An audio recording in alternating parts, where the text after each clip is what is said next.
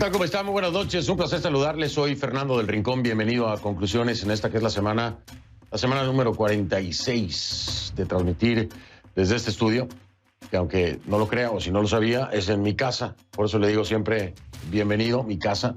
Mi casa es su casa. Esta noche aquí en Conclusiones continuamos con la cobertura en lo que es ya la cuenta regresiva a las elecciones presidenciales allá en el Ecuador.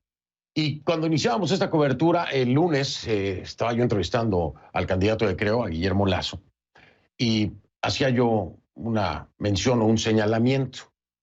Hay 16 binomios y solamente hay una mujer corriendo para la presidencia, ¿no? Como candidata a la presidencia. Yo decía, a todas luces es un escenario excluyente, completamente desigual en términos de género. ¿Por qué? ¿Por qué tan poca participación política de la mujer? ¿Falta de espacios? ¿Falta de interés? ¿Una cultura machista? ¿Qué es lo que pasa? Que entre 16 binomios solamente hay una que va como candidata a la presidencia. Hay otras que sí, que son parte de la fórmula para vicepresidenta, pero como candidata a la presidencia solamente hay una mujer.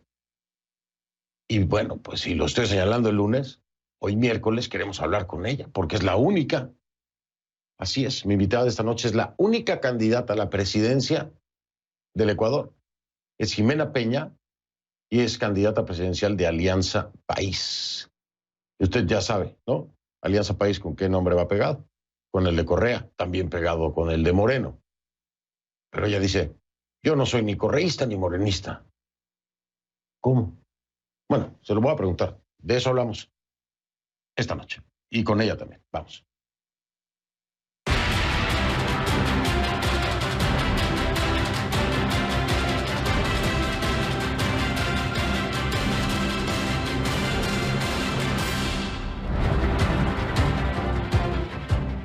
Le pido que a partir de ese momento me acompañe utilizando la etiqueta numeral Conclu Ximena, pero es con X, Ximena o Jimena. Conclu Ximena, así lo pronunciamos en México al menos. Conclu Ximena, esa es la etiqueta que vamos a estar utilizando. Por favor, sus comentarios, dudas, preguntas, lo que sea, en Twitter, con esta etiqueta, el hashtag Conclu Ximena, @soy F del Rincón en mi cuenta en Twitter, @soy F del Rincón la cuenta en Twitter. El tiempo se acaba ya, falta muy poco, 4 días para la gran cita electoral en el Ecuador, este ejercicio democrático. Este miércoles, el Consejo Nacional Electoral dio a conocer detalles del despliegue de seguridad en torno a las elecciones generales. No se nos puede olvidar que pues estamos en medio de una pandemia, ¿no? Aunque sean elecciones generales.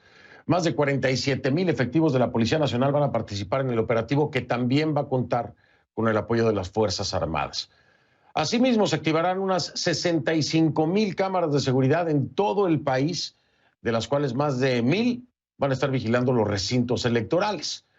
El domingo, a partir de las 8 de la noche, este servidor podría estarle dando resultados preliminares de la contienda presidencial. Estaremos haciendo la cobertura completa el domingo, precisamente, pues hasta que el cuerpo aguante o hasta que los resultados lleguen, ¿no?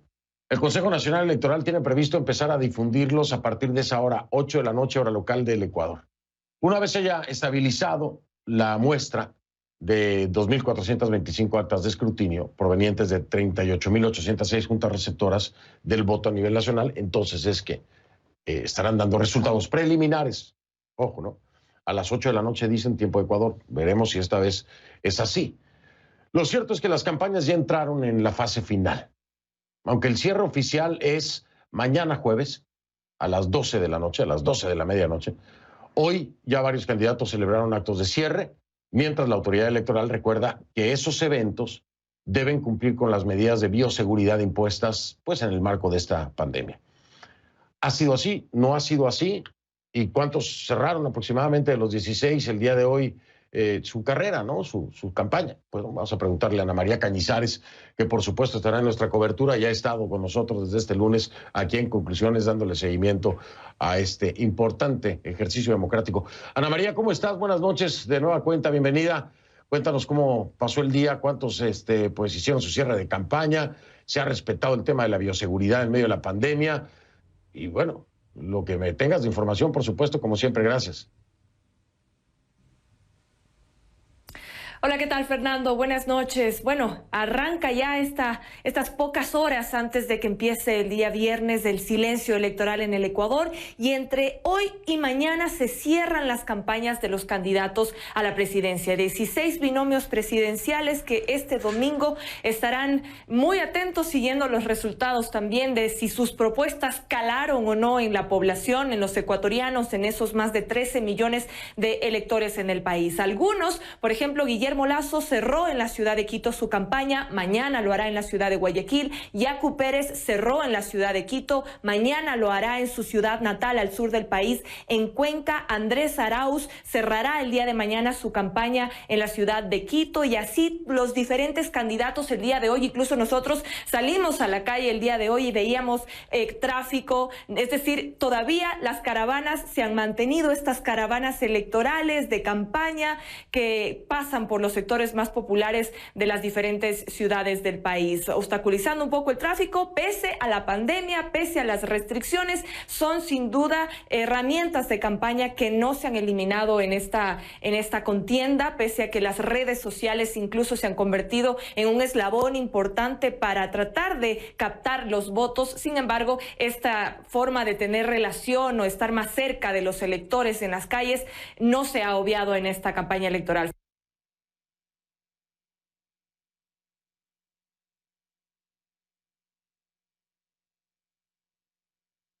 A ver, tenemos problema de comunicación.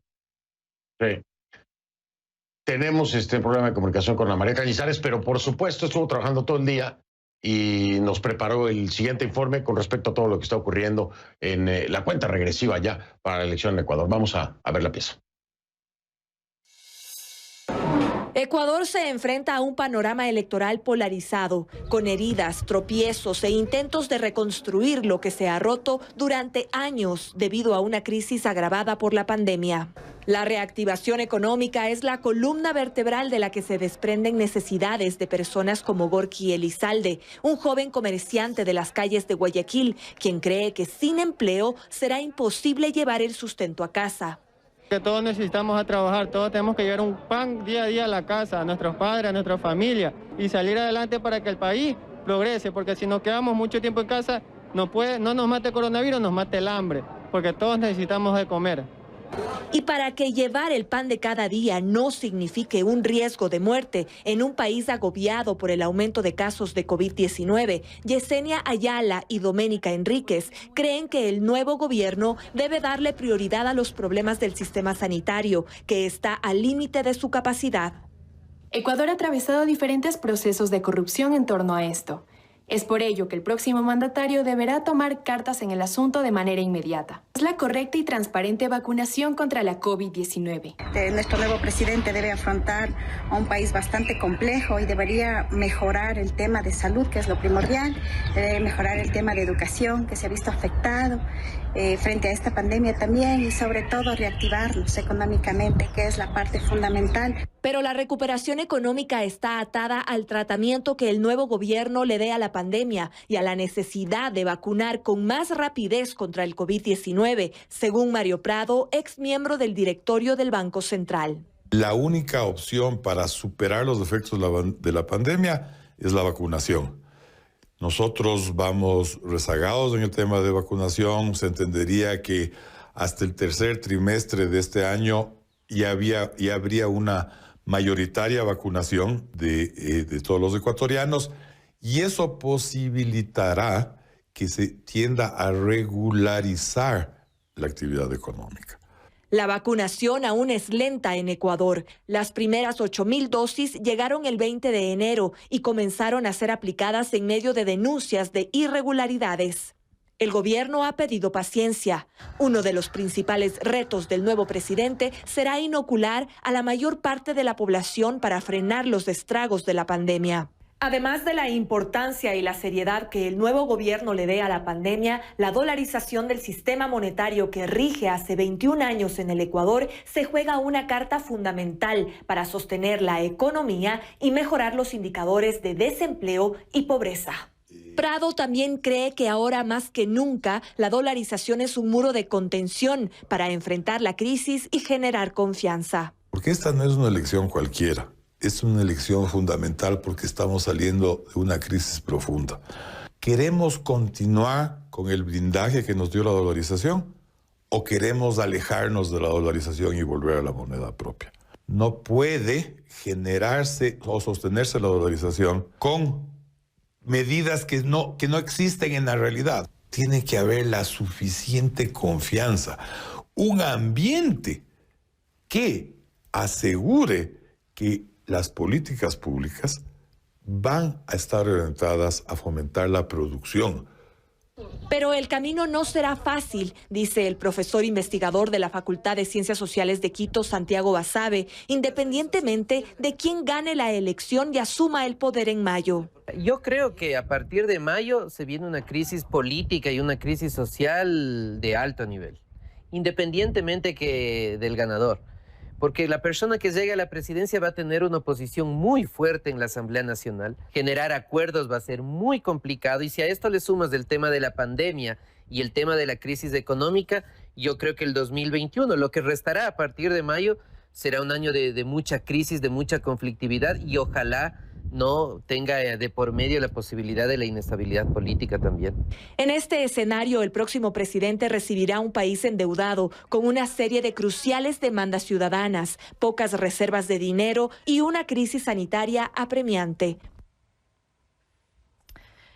Así es, Fernando, quien reciba el poder en mayo tendrá grandes retos. Un país que al momento no es nada fácil, un panorama complicado, donde la dolarización, el empleo, la economía, pero la salud sobre todo son muy importantes. No solamente la salud por el número de hospitales o de recursos que se les pueda dar, más allá de eso también el tema de que todo sea transparente, de que la corrupción no opaque y no empañe algo que se viene y que es muy importante como la vacunación en el Ecuador. Y como escuchábamos también a los expertos decir, de la vacunación, de salir a flote de la pandemia, dependerá que el país pueda levantarse y reactivarse económicamente, Fernando.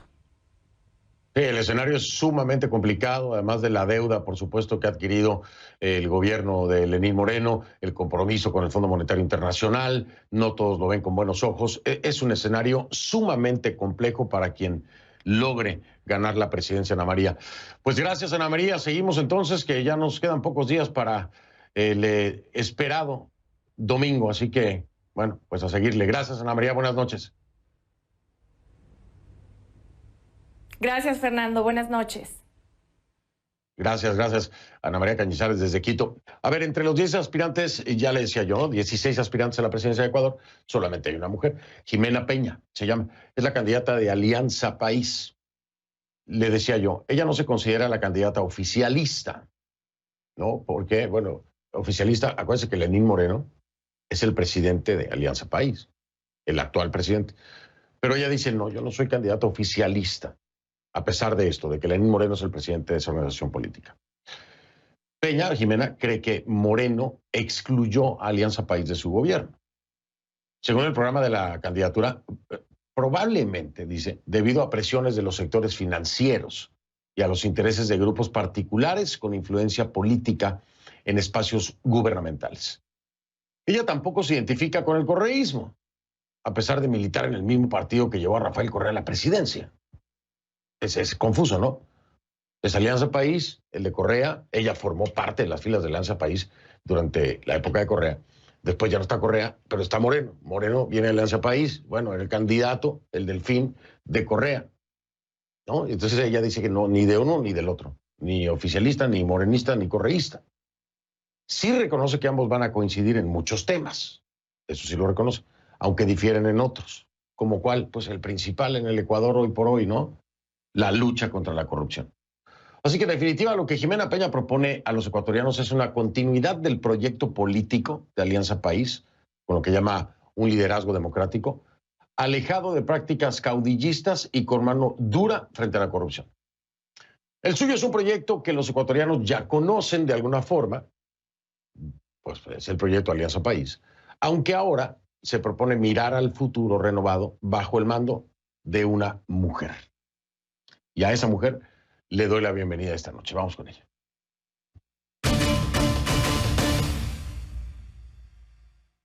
Bienvenida, Jimena Peña, es la candidata presidencial de Alianza País. Jimena, ¿cómo está? Buenas noches, gracias por esta entrevista. Muy buenas noches, Fernando. Gracias a usted por esta oportunidad. Un saludo fraterno a los ecuatorianos dentro y fuera del país. Importante que lo menciona, dentro y fuera del país. Ya hablaremos porque la gente no conoce mucho su historia, pero es muy interesante.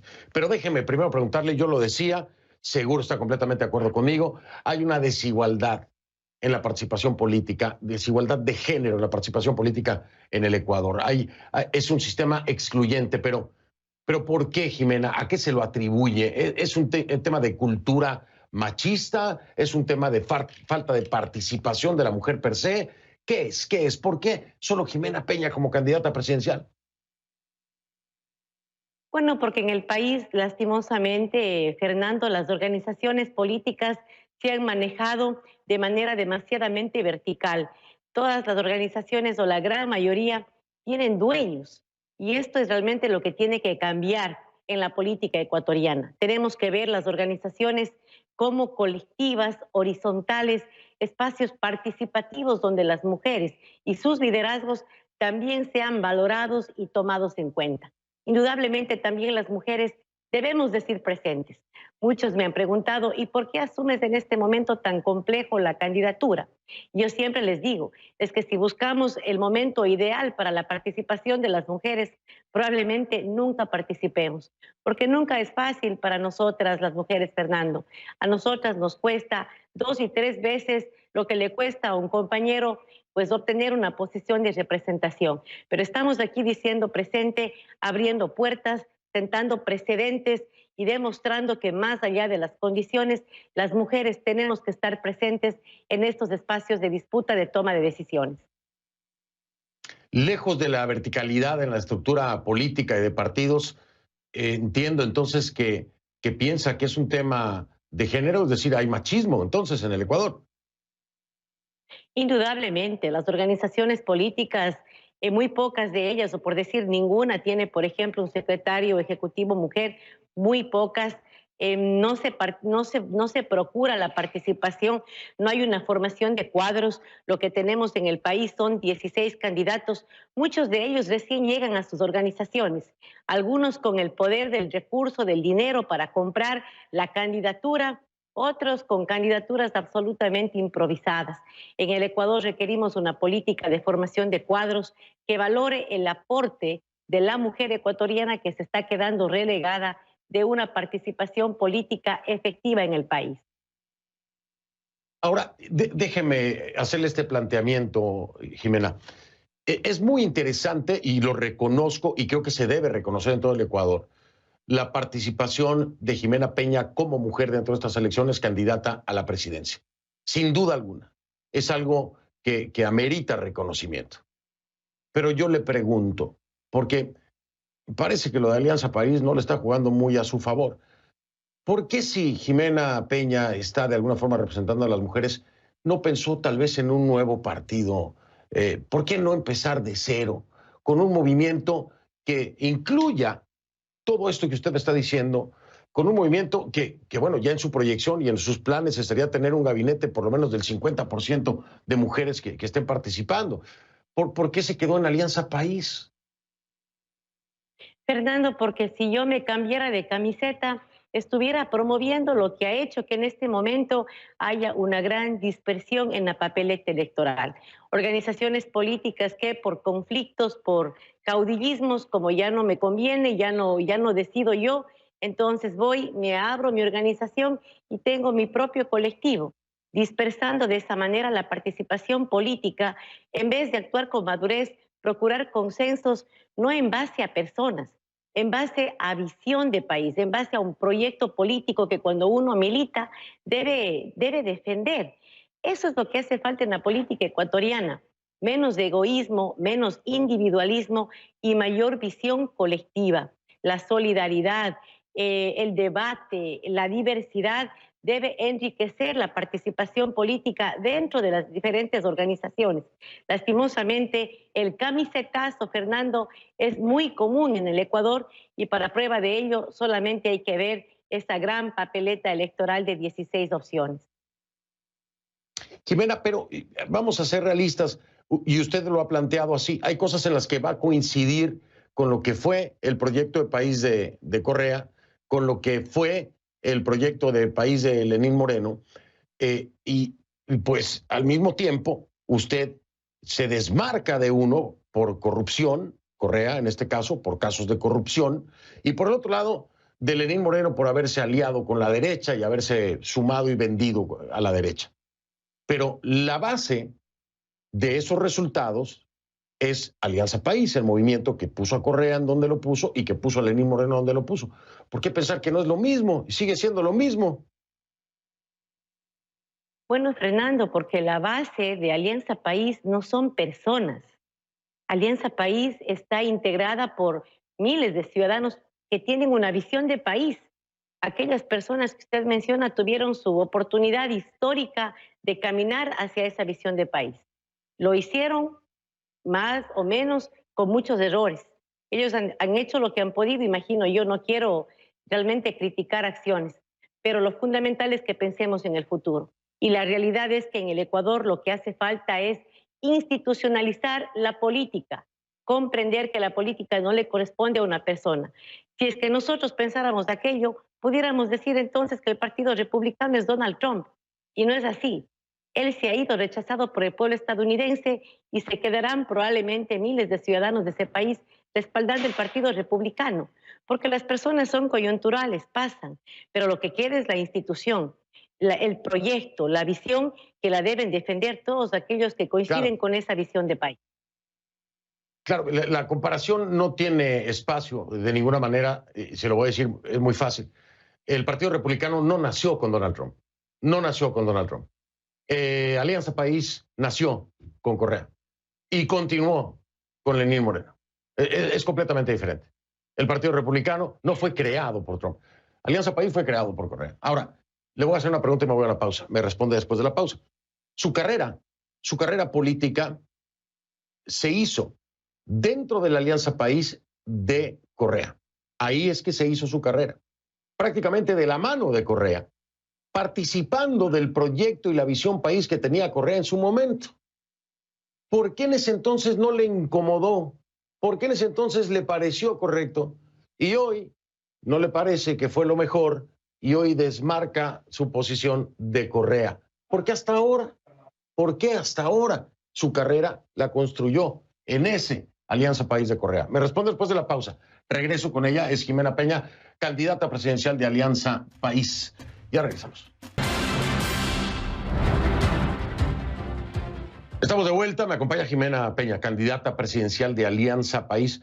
Y le decía yo, Jimena, para pues tratar de aclarar esto, yo la verdad estoy confundido, se lo digo honestamente, y creo que muchos ecuatorianos y ecuatorianas también, con el tema de estar en Alianza País, no ser correísta y no ser morenista. ¿Por qué? Usted regresa de Estados Unidos en el 2008, ¿no? Se suma en 2008 a la Revolución Ciudadana.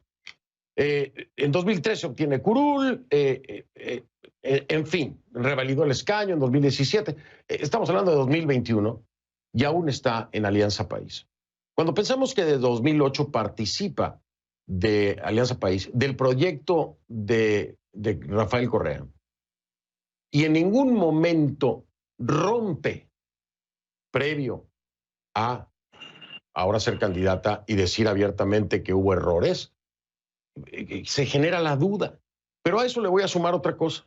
A eso le voy a sumar que en su binomio tiene usted a Patricio Barriga, es su compañero de binomio. Patricio Barriga fue el secretario de Comunicación de Correa, después de Fernando Alvarado, de la SECOM, un organismo mayormente señalado como un organismo de censura para los periodistas en el Ecuador. Entonces, tiene un exfuncionario correísta, está en el partido que era de Correa, y usted hizo su carrera dentro del proyecto País y dentro de la Alianza País de Correa. ¿Cómo puedo entender que no es correísta o que no continuará con la misma ideología y los mismos errores, por llamarlo de alguna forma? Estimado Fernando, le voy a hacer una precisión. Usted mencionó en el bloque anterior que Alianza País fue fundado por Correa. Y la realidad es que Alianza País es fundado por varias organizaciones, varios colectivos en respuesta a los años de corrupción y de partidocracia que tuvimos en el país. Nuevamente, la organización no es fundada por una persona, sino por cientos de ciudadanos que necesitaban de urgencia impulsar un proyecto de transformación del Ecuador. Segundo tema. Es una alianza que se concretó, es una alianza que se concretó con alianzas, efectivamente, como usted lo dice, pero a la cabeza estaba Rafael Correa. Es cierto, son varios, no es uno, son varios que se sumaron. Esa alianza decide respaldar la candidatura de un joven, que en efecto es Correa, que inicia en su momento el liderazgo del proyecto, pero en realidad es una aspiración colectiva que hace que Alianza País nazca. Luego yo comienzo mi militancia en el 2008 y militaba desde Estados Unidos, desde Nueva York. Fui una militante convencida, Fernando, yo levanté banderas. Y en el 2013 es que yo regreso al país. Es decir, yo milité 4 años en Estados Unidos y en el 2013 puedo ser candidata y regreso a mi país para representar a esa comunidad querida de migrantes que viven en Estados Unidos y Canadá. Y yo fui parlamentaria, fue un cambio de vida. Y hay que decirlo, Fernando, no es que uno nace sabiendo todo. Peor cuando se viene de Estados Unidos a legislar en Ecuador después de haber estado 18 años fuera. La carrera política también tiene su nivel de crecimiento. Y en esa primera asamblea realmente me empapé del trabajo parlamentario y representé los intereses de mi comunidad con un gran compromiso. En el 2017, cuando se comienzan a evidenciar actos de corrupción, decido quedarme con mi organización, porque uno de los principios fundamentales de mi organización era mantener un proyecto político de gente honesta y de manos limpias. Yo ahí permanezco en la organización en la que inicié militando. Jimena Peña, mi persona, yo no regreso siguiendo a un hombre. Yo regreso a mi país con la idea de cambiar la política en mi país, de escribir una nueva página en su historia. Cuando evidencio estos actos de corrupción que se estaban ya develando, yo me quedo en mi organización y son aquellas personas cuestionadas las que deciden abandonar la organización. Todos los que se encuentran hoy sentenciados están fuera de Alianza País. Esa es la realidad. Quienes se fueron y de manera voluntaria fueron ellos. Yo quedé en el barco, honestamente en momentos muy complejos, pero creo que ahí es donde se ve el compromiso. No me he cambiado de camiseta porque la visión de país por la que yo retorné se mantiene vigente y era importante que alguien retome esa visión. Y lo he hecho con valentía, con compromiso, con firmeza, porque estoy convencida que esa propuesta no ha muerto y es importante retomarla. Y realmente durante estos años, créame que ha sido muy complejo esta separación que tuvimos, pero mantuvimos nuestros valores, nuestro compromiso con los ciudadanos, de mirar con honradez cada dólar de los ecuatorianos. Le sugiero algo. Me sorprendió mucho una frase, claro. Me parece espectacular, la frase que usted ha dicho. No regresé siguiendo a un nombre. No sé, úsela por ahí de eslogan o algo, está buenísima. Y más siendo candidata a la presidencia. Digo, si yo fuera asesor le diría, esa frase hay que usarla más, candidata, ¿eh? Yo no regresé siguiendo a un hombre. Me parece genial. Voy a hacer una pausa. Voy a hacer una pausa, regreso para entrar un poco en el tema migrante. Esto es muy importante. Si alguien tiene experiencia en el tema migrante es Jimena Peña. Jimena Peña llegó a este país, a los Estados Unidos, sin tener un estatus legal. Tuvo que trabajar, ya le voy a contar en qué, y entiende mucho el tema migrante. En Estados Unidos está la comunidad más grande de migrantes en el exterior, ecuatorianos, por supuesto. Así que hablo con ella acerca de eso al regresar. Masacre de Santa Anita, perdóneme usted, le tengo que decir, más adelante le tengo información sobre la masacre de Santa Anita. ¿No habrá impunidad? Esa es la pregunta que todos nos hacemos. Le tengo el recuento de los últimos desarrollos en el caso.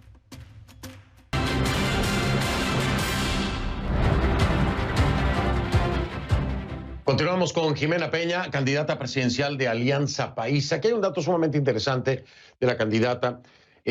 A los 19 años ella se encontraba en los Estados Unidos, trabajaba cosiendo en una fábrica de ropa, sin un estatus migratorio, es decir, estaba indocumentada. A mí no me gusta decir ilegal, estaba indocumentada en los Estados Unidos. A los 19 años, como muchos más, trabajaba en lo que podía, era que, bueno, cosiendo ropa en una fábrica. en Ecuador en Estados Unidos hay alrededor de 1.4 millones de ecuatorianos, ¿no?, residiendo en este país. En su momento se sumó la candidata. Fue una experiencia muy dura, usted misma lo ha dicho. De esta experiencia, ¿qué llevaría a su gobierno en caso de ser electa presidenta? ¿Cuál es el aprendizaje y la aplicación de esa experiencia al estar indocumentada en este país y tener que trabajar a los 19 años cosiendo ropa, con el miedo, obviamente, de ser deportada? Bueno, yo creo que en mi experiencia migratoria he evidenciado que el Ecuador necesita generar un desarrollo de mayor igualdad. Vemos en mi país ciudades muy avanzadas, sectores que son muy pudientes, y vemos otros sectores del país como la Sierra Centro, de donde salimos los migrantes en búsqueda de las oportunidades que no encontramos en nuestros territorios. Por eso tenemos que promover un desarrollo de mayor igualdad, donde los sectores rurales, los sectores agrícolas se mantengan con su población y estos jóvenes, hombres y mujeres, no tengan que emigrar para buscar esas oportunidades que nuestro país nos las niega. También es importante garantizar que ese Estado cuide, proteja los derechos de aquellos migrantes que por diferentes circunstancias están viviendo en otros países. Es importante que las relaciones bilaterales del Ecuador no solamente involucren temas económicos, temas comerciales, sino también acuerdos, convenios que garanticen mejores condiciones humanas para esas comunidades que residen en esos países. En Estados Unidos, por ejemplo, creo que hay una gran oportunidad para fortalecer ese relacionamiento, de tal manera que Estados Unidos mire de mejor manera, de manera más amigable, a los ecuatorianos que emigramos a ese país, que contribuimos a ese país y que aprendemos a amarlo también, porque patria no solamente es donde se nace, Fernando, sino también donde se lucha. Así es, me lo dice a mí, que ya llevo casi 20 años viviendo en Estados Unidos siendo mexicano.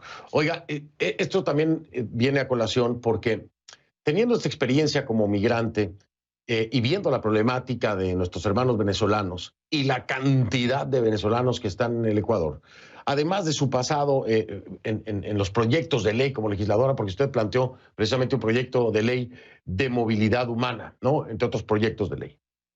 Y le traigo a colación entonces lo que hoy está ocurriendo, ¿no?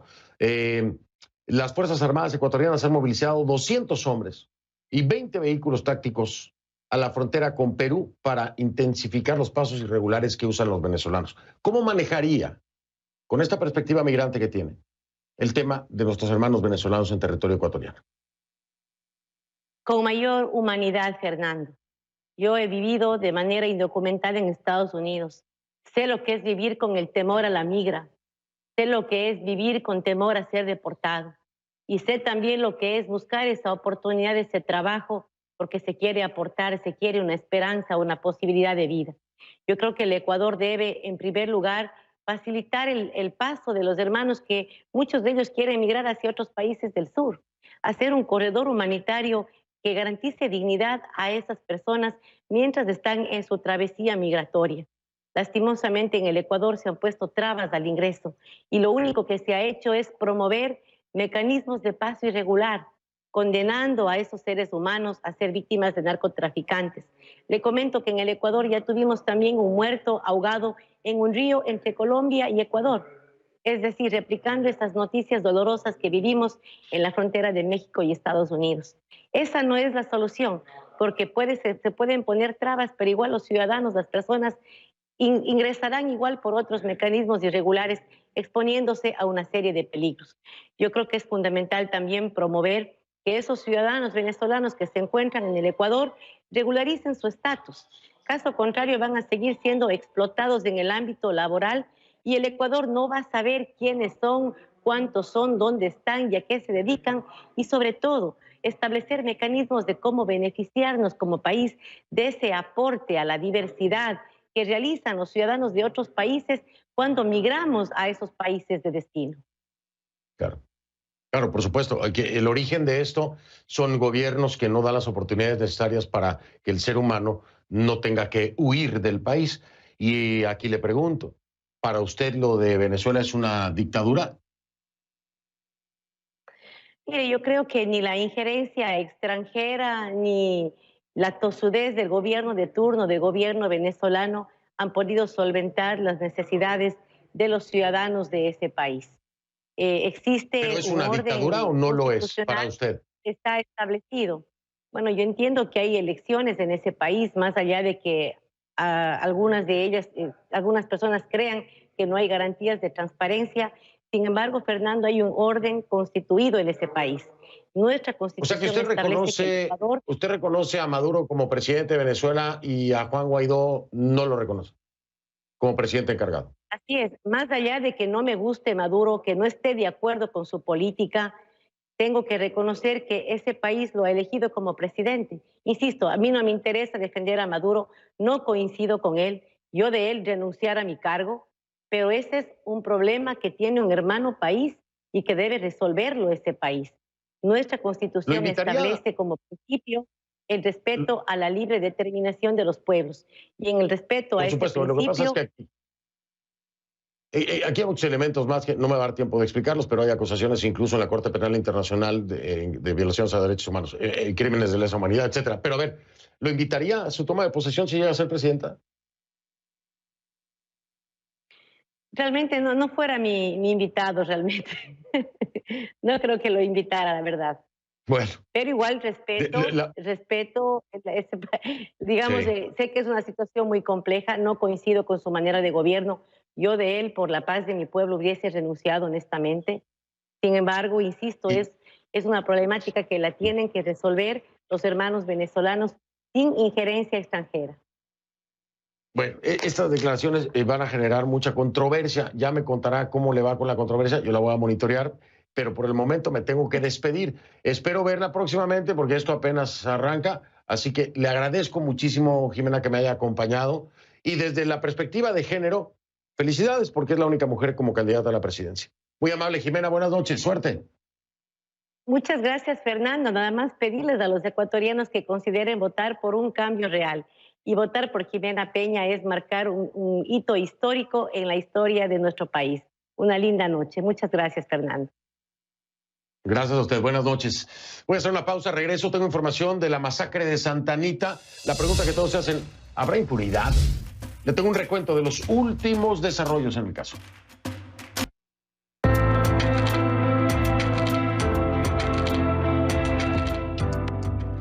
La masacre en Tamaulipas, 19 personas calcinadas, a menos dos de ellos guatemaltecos, y la presunta participación de 12 policías. ¿Qué más se sabe? Rey Rodríguez tiene la información. Y los 12 policías estatales que según la Fiscalía de Tamaulipas fueron detenidos por su presunta participación en la masacre del 22 de enero enfrentarían cargos que van desde homicidio calificado, abuso de autoridad y también falsedad en sus declaraciones, porque de acuerdo con la Fiscalía se cree que hayan alterado las pruebas en la escena del crimen. Entre las líneas de investigación cobra relevancia la posible participación de grupos criminales que se disputan el control de esa zona, pero también el control del tráfico de migrantes. La Fiscalía también dice que en el momento el día de los hechos, se reportó más vehículos en los que viajaban migrantes de El Salvador y de Guatemala que habrían salvado la vida. En este momento las autoridades siguen tratando de determinar la identidad de 15 de los 19 cuerpos calcinados. Como sabemos, ya fueron identificados 4 de las víctimas, 2 de nacionalidad guatemalteca y 2 de nacionalidad mexicana. Los mexicanos, según la Fiscalía, uno de ellos lo vincula al tráfico de migrantes. Otro era el dueño de 2 de las camionetas que aparecieron en esta masacre totalmente calcinadas, y también esa misma camioneta había aparecido el 6 de diciembre durante un operativo para rescatar a 66 migrantes en el municipio de Escobedo, en el estado de Nuevo León. Hoy la secretaria de Gobernación, Olga Sánchez Cordero, dijo que era inaceptable la violación de los derechos humanos de los migrantes y que pues se investigará a todos los funcionarios que estén violentando los derechos humanos de los migrantes. Rey Rodríguez, CNN, Ciudad de México. Gracias a Rey Rodríguez, por supuesto, este tema le daremos el seguimiento aquí en Conclusiones. Una pausa, regreso. Soy Fernando del Rincón, lo veo mañana. Si no lo veo en Conclusiones, no lo veo. Gracias.